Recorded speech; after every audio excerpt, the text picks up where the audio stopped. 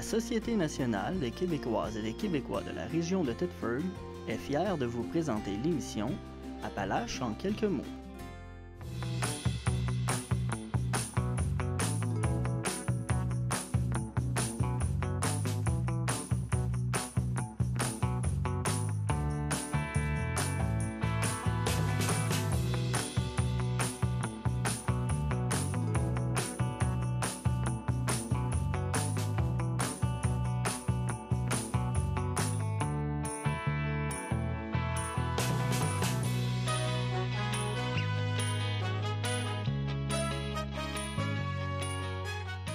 Madame, Monsieur, bienvenue à votre bulletin d'information habituel, Appalaches en quelques mots. Le contrat de cueillette sélective de la MRC de la Nouvelle-Beauce prendra fin le 31 décembre prochain. La MRC a donc procédé à un appel d'offres public auquel deux soumissionnaires ont répondu. Le Conseil de la MRC de la Nouvelle-Beauce a accepté la plus basse soumission conforme obtenue et a attribué le contrat à Service sanitaire Denis Fortier de Thetford Mines. Le contrat d'une durée de 5 ans a été conclu pour un montant de 3 654 348 $, taxes incluses, soit une évaluation de 16 750 tonnes métriques au tarif unitaire de 218,17 $ la tonne. Le fournisseur devra, entre autres, effectuer la collecte porte-à-porte une fois toutes les 2 semaines, transporter les matières à un centre de tri et les peser. De plus, il devra fournir les bacs roulants bleus de 360 litres pour les édifices de 10 logements et plus, ainsi que ceux des industries, des commerces et des institutions. Nespresso Canada et Récupération Frontenac ont annoncé récemment le lancement d'un programme de recyclage des capsules en aluminium Nespresso grâce à la solution du sac vert sur l'ensemble du territoire des municipalités desservies par le centre de tri. Grâce à ce partenariat, le premier dans la région administrative de Chaudière-Appalaches, ce sont 80 nouvelles municipalités qui auront accès à cette solution de recyclage dans quelques semaines, portant à plus de 400 le nombre de villes l'ayant adopté au Québec actuellement. Grâce à cette solution, les citoyens des municipalités concernées n'auront qu'à mettre leurs capsules usagées dans un sac en plastique entièrement recyclable et fourni gratuitement par Nespresso Canada. Ils pourront ensuite placer ce sac rempli de capsules dans leur bac de récupération à la maison. Les sacs seront triés au centre de tri administré par Récupération Frontenac. Elles sont ensuite acheminées à Saint-Jean-sur-Richelieu chez le partenaire 2M Ressources pour subir un procédé mécanique séparant le marc de café de l'aluminium. L'aluminium est revalorisé et le marc de café est utilisé comme compost de grande qualité en épandage sur des fermes locales, le tout sans occasionner de frais additionnels pour les citoyens. Nespresso développe et implante des solutions de recyclage depuis maintenant plus de 25 ans et le sac vert demeure la solution la plus simple pour les consommateurs au Canada. Il est essentiel pour nous d'inciter les consommateurs à récupérer et recycler le plus grand nombre de capsules possible. Nous sommes fiers du succès rencontré par le programme du sac vert à travers le système de collecte sélective. Et notre objectif est de le déployer à la grandeur du pays grâce à des collaborations entre le public et le privé, de déclarer Mme Julie Pomerleau, vice-présidente marketing chez Nespresso Canada. Quant à lui, M. André Junior Saint-Cyr de Récupération Frontenac, il a déclaré que dès la fondation de cet organisme en 1981, les résidents apportaient eux-mêmes leurs matières recyclables au centre de tri. Déjà à l'époque, nous étions des pionniers dans notre domaine. Le raffinement des équipements et la modernisation du centre de tri ont rendu possible le partenariat avec Nespresso. Nous sommes fiers de faciliter le recyclage des capsules de café Nespresso pour les consommateurs se situant sur les territoires desservis par notre centre grâce à cette entente. Pour nous, cela signifie aussi que l'innovation contribue au bien-être de notre communauté par la réduction des déchets au sein des sites d'enfouissement. Dans le but d'avoir un portrait complet et à jour du projet de réhabilitation de l'ancienne voie ferrée du Québec central entre Vallée-Jonction et Thetford Mines, secteur Black Lake, la Société de développement économique de la région de Thetford a mandaté la firme d'ingénierie ferroviaire Rival pour réaliser une étude comprenant un rapport d'inspection de l'ensemble du corridor ferroviaire, incluant un tableau des endroits nécessitant une réfection ou une reconstruction des infrastructures, une estimation des coûts pour une réhabilitation de la voie ferrée à vitesse maximum de 10 000 à l'heure et de 25 000 à l'heure, et des recommandations, de même qu'un échéancier sommaire relativement aux méthodes de construction. Devant les défis et les enjeux relatifs au transport ferroviaire au Québec et constatant les opportunités et les perspectives de croissance favorables que ce domaine peut offrir, le ministère des Transports a tenu des consultations sectorielles et régionales au cours des dernières semaines afin d'approfondir sa réflexion et de se donner une meilleure vue d'ensemble de la contribution de ce mode de transport au développement économique et ce, dans l'ensemble des régions du Québec. L'industrie ferroviaire joue un rôle de premier plan dans l'économie du Québec. Elle est essentielle à son développement et à sa prospérité en ce qui a trait au déplacement sur le territoire québécois ainsi qu'au commerce extérieur. Cela se traduit notamment par le transport d'importants volumes de marchandises.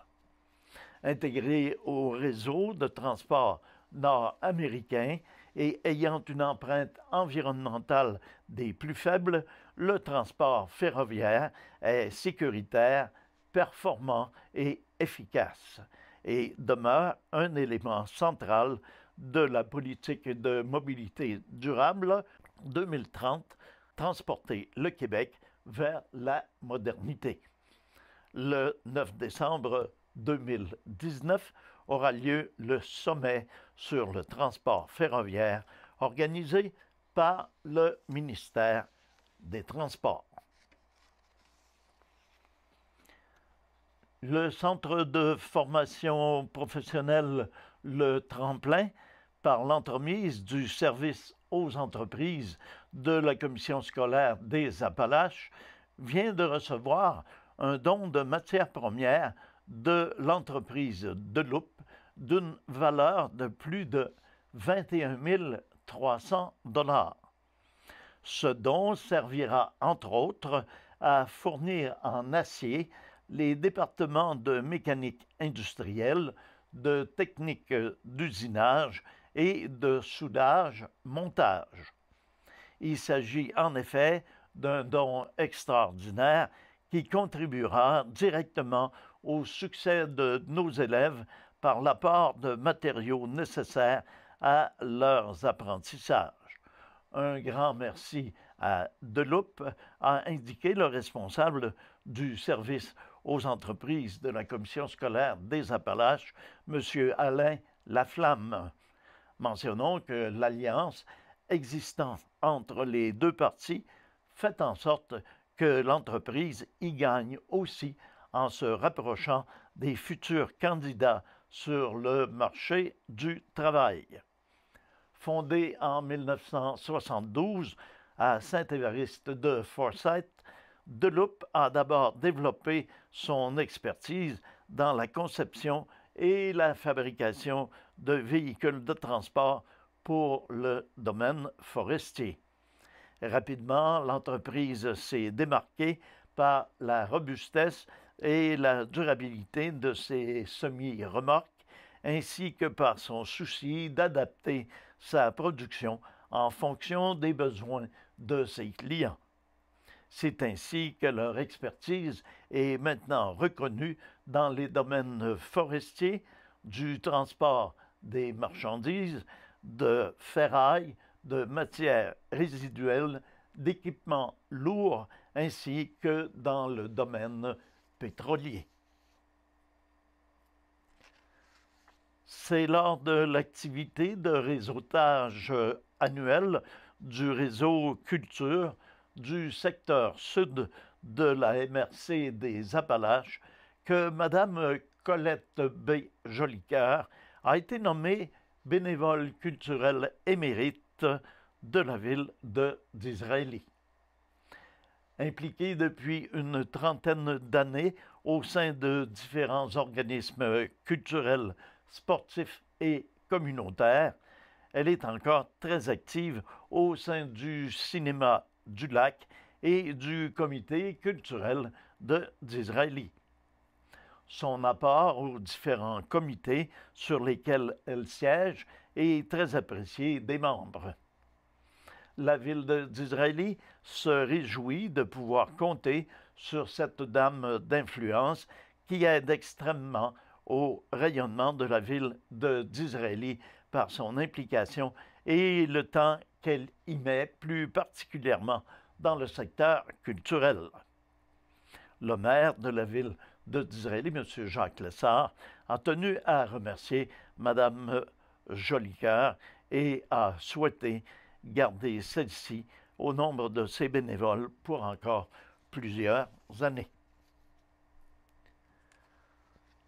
Lorsqu'il s'est présenté au Centre culturel Submarino Amarillo, à savoir Yellow Submarine, en l'honneur des Beatles, de La Havane, afin d'offrir un portrait en métal à l'effigie de John Lennon, le sculpteur thetfordois, M. Robert Martin, était loin de se douter de l'effet que produirait son œuvre sur l'équipe du Centre culturel. Ils m'ont invité à revenir le lendemain pour un dévoilement officiel de l'œuvre en présence du directeur général du centre d'expliquer l'artiste. Donc, le lendemain, c'est devant plus d'une centaine de personnes que le directeur général, le journaliste cubain Guillermo Villar, a procédé au développement de l'œuvre sous les bravos d'une foule ébahie. L'œuvre de M. Martin sera désormais en exposition permanente à cet endroit de la Havane, consacré à la musique rock et aux jeunes musiciens havanais. Soulignons que bien que la sculpture en métal soit très en vogue, le sculpteur ou forgeron, comme il se définit, est le seul à réaliser des portraits avec cette technique particulière qu'il a développée au cours des ans. Le Submarino Amarillo est situé à la Havane, face au parc John Lennon, et présente des spectacles à compter de 22 heures. La députée de Lotbinière-Frontenac, Mme Isabelle Lecourt, s'est dite ravie des sommes allouées aux municipalités de la circonscription dans le cadre du partenariat 2020-2024.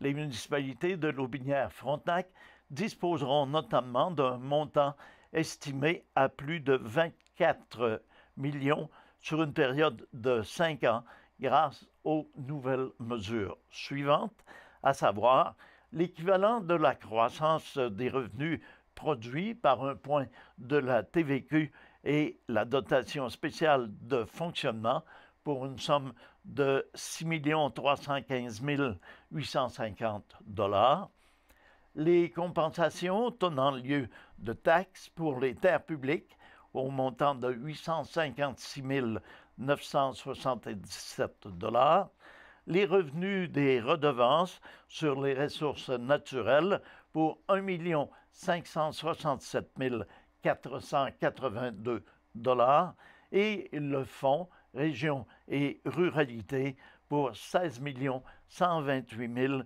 740 $. Par ailleurs, les municipalités recevront aussi des transferts liés, entre autres, au remboursement de 50 de la TVQ payée à l'aide de la voirie, à la voirie locale et au programme de péréquation municipale.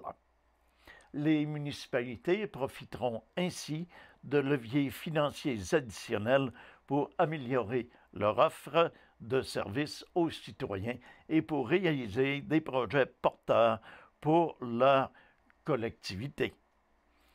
Je me réjouis de la signature de cette nouvelle entente de partenariat entre les municipalités du Québec.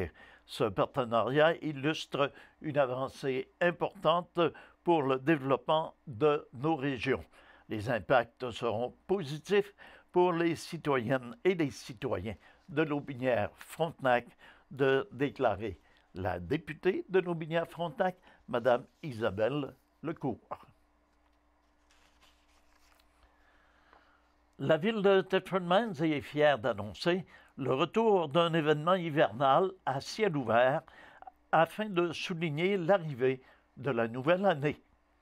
Le bureau de gestion des événements de la région a été mandaté pour organiser une soirée festive organisée ou offerte gratuitement à la population le mardi 31 décembre à 20h30 dans le stationnement du centre Mario-Gosselin.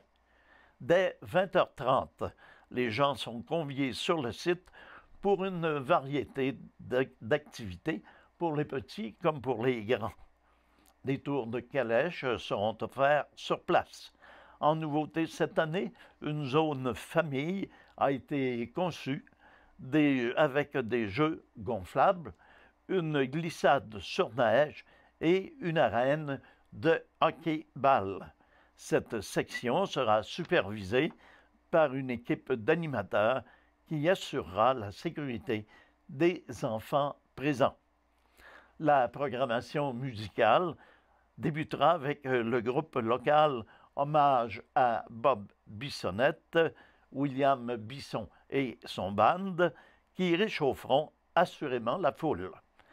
Ensuite, vers 23h, nul autre que la Déferlance, le groupe folklorique de l'heure, divertira le public dans une ambiance traditionnelle du jour de l'an. Le décompte officiel sera marqué, quant à lui, par un spectacle de feux d'artifice qui donnera le coup d'envoi à l'année 2020.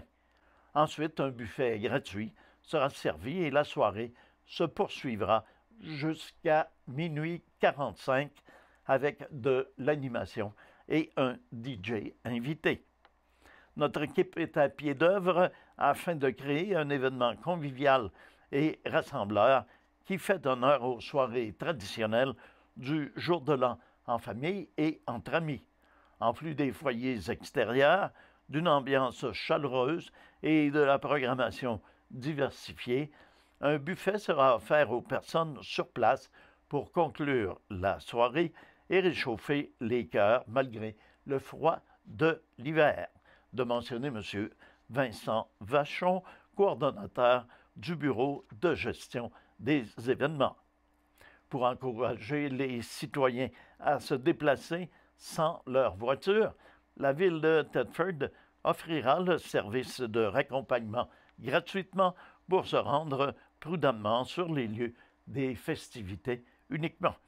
Les gens intéressés doivent composer le 88 333 33 91 le soir de l'événement pour réserver leur course les menant au 555 de la rue Saint-Alphonse, à savoir au centre Mario Gosselin. Il est conseillé de s'habiller chaudement pour profiter pleinement de la soirée. Aucun animal ne sera admis sur le site parmi les spectateurs. Le site sera accessible aux personnes à mobilité réduite. Il y a accès par les rues Saint-Alphonse, Bédard et Simoneau et une aire de stationnement sera prévue pour les véhicules récréatifs et les motoneiges. Les membres de Diabète Amiante, organisme associé à Diabète Québec, sont convoqués à une importante assemblée générale extraordinaire qui se déroulera lundi le 18 novembre prochain à compter de 19 h au local de l'Âge Saint-Alphonse, situé au 44 de la rue Saint-Alphonse Sud à Thetford Mines. 2 points seront dans l'ordre du jour, à savoir une proposition de modification aux lettres patentes de l'organisme et une proposition de modification aux règlements généraux de l'organisme. Cette réunion marquera une étape importante dans l'évolution de Diabète Amiante et c'est pourquoi la direction de l'organisme espère que les membres répondront en grand nombre à cette invitation. Cette réunion remplacera la conférence prévue par la nutritionniste Mme Nathalie Quirion. Lors de cette assemblée générale annuelle extraordinaire, les membres seront invités à émettre leur opinion sur le changement de nom de l'organisme.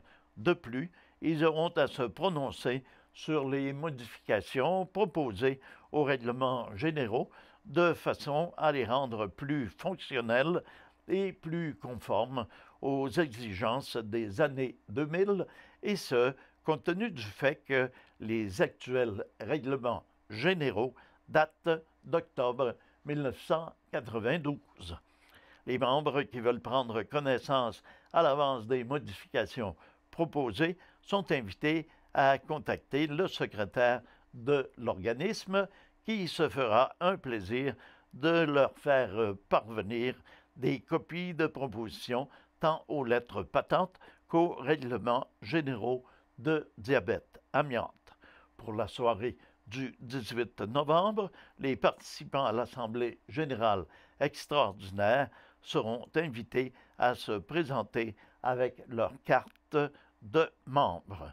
Pour de plus amples informations, vous êtes invités à contacter le secrétaire, M. Pierre Sévigny, au 88 335 24 56. À ne pas manquer l'arrivée du Père Noël, la 19e arrivée de la balade de Noël au centre-ville sous l'égide de Héritage Centre-Ville et de Sept-Lac-Ouy Mode. Alors, venez profiter des activités prévues et ce, à compter de 10 h et jusqu'à 16 h. Si les conditions météo le permettent, cette arrivée se fera par hélicoptère à 10 h dans le stationnement situé à l'arrière du magasin Sept-Lac-Ouy Mode. Père Noël se dirigera ensuite dans le magasin afin de rencontrer et de distribuer des cadeaux aux enfants présents. Cette année également, il y aura grande roue chanceuse. L'arrivée du Père Noël en hélicoptère est devenue une véritable tradition pour notre entreprise au fil des années. C'est beau de voir que les enfants qui ont vécu ces moments il y a plusieurs années peuvent maintenant les vivre avec leur propre enfant, de mentionner Madame Margot Setlacouille-Blouin, présidente de Setlacouille Mode. En nouveauté cette année, les mascottes de la célèbre Pat' Patrouille seront sur place pour le bonheur des tout-petits. Les enfants et leurs parents pourront monter à bord de différents véhicules tels que limousines, calèches, autopatrouilles et camions de pompiers. Alors voilà, c'est ce qui met un terme à nos informations pour cette semaine. Demeurez à l'écoute, notre programmation se poursuit. À tous et à toutes, un grand merci d'avoir été des nôtres. Passez une excellente semaine.